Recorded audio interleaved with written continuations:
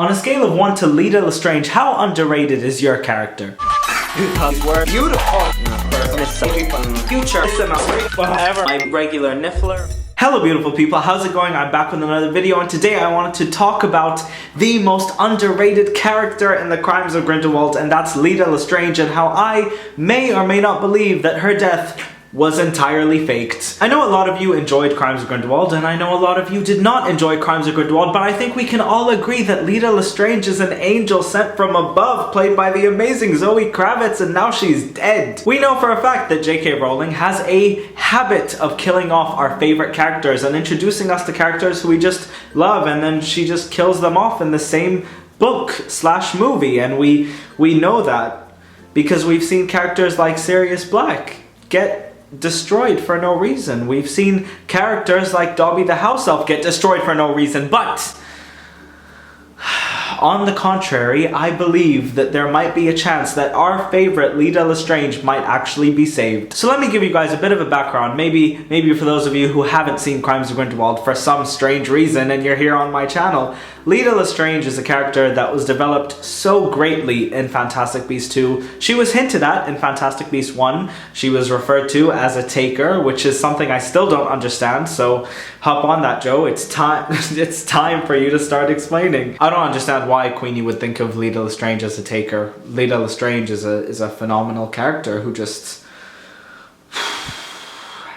So in the Crimes of Grindelwald, we understand that Leta Lestrange, when she was a kid, had massive feelings for Newt Scamander, and he may or may not have had them back, and there was a whole entire love triangle between her and Newt's brother Theseus Scamander, who she was engaged to in this film, for some reason that I still don't know. And I did actually make a video before the movie even came out claiming that Leta Lestrange needs to die in order for Newt and Tina to be together, because the love triangle would just get too complicated, because it would be, you know, 4 people and 2 of them are brother and sister, well, brother and brothers. Even though I made a theory that I wanted Leta Lestrange to die, or I thought she was gonna die, I didn't actually want it to happen, especially after being introduced to such an amazing character, played by such an amazing actress, and just developed so well. And some could even argue that the Crimes of Grindelwald focused primarily on Leta Lestrange and her backstory because it linked directly with Yusuf Kama and Credence Barebone. She was the link between the two, and she was the one who, you know, swapped her brother with Credence Barebone and let her brother drown,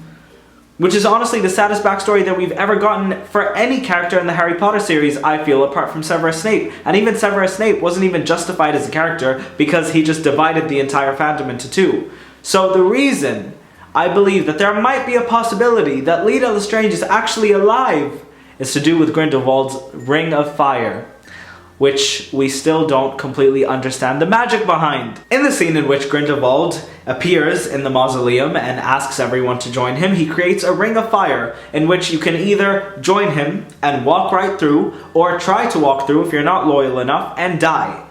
But they didn't really die, did they? They kind of just like burst into flames, and that's one thing that I wanted to highlight. We understand that Grindelwald as a villain created Nurmengard to have as a prison to encapsulate all of his followers, and the reason I feel that this is prominent is because we actually see Nurmengard in the end of the film, and J.K. Rowling states very clearly that what you see at the end of this film may not be the case. And why I believe that this could be a possibility is because Joe has spent so much time in the Crimes of Grindelwald developing Leta Lestrange's character. It's actually insane how much time was spent developing her relationship with Newt, and her sacrifice, while was completely emotional. I mean, I had a bit of a moment the first, second, third, and fourth time I saw the film in theaters. I feel a tiny bit shortchanged, especially because her sacrifice allowed for the blue flames to just kind of implode so that Newt, Theseus, Nagini, and Yusuf Kama, and Jacob,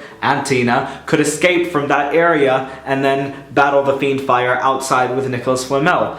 While that is all very, very amazing, and her sacrifice was really great, especially that scene when she says "I love you" and the camera pans to both Theseus and Newt, and you don't know who she said it to, which, by the way, was definitely Newt. I find it very interesting that her and Krull and all of the other followers who just weren't loyal enough burst into flames instead of actually perishing and dying. We've seen the killing curse in this film, as we did when Grindelwald killed the little kid and killed the parents. That is known as the killing curse. This blue fiend fire did not kill physically the people that Grindelwald said he would kill. In fact, this is why I believe that they could be imprisoned, and this is why I feel that this might be a twist that Joe uses in following Fantastic Beasts films. And if it is a twist that Joe uses in following Fantastic Beasts films, I'm kind of upset that I figured it out this early. But again, it could be completely incorrect. There were also cases where Zoe Kravitz did a bunch of interviews for The Crimes of Grindelwald at the press junket of the film before the film even came out, and when asked about the future of her character, and keep in mind these interviewers actually know the end of the film because they had just witnessed it, she said that she doesn't know where Joe is going to take her character, and if Leta was actually dead, I'm pretty sure Zoe would just kind of like shrug. I mean, she's very honest in her interviews. In fact, when the interviewer asked what a fan would do if they haven't received their Hogwarts letter yet, she just said, get a job, which I actually thought was kind of funny, but then again, kind of harsh, and so I just don't feel like she would beat around the bush in that sense.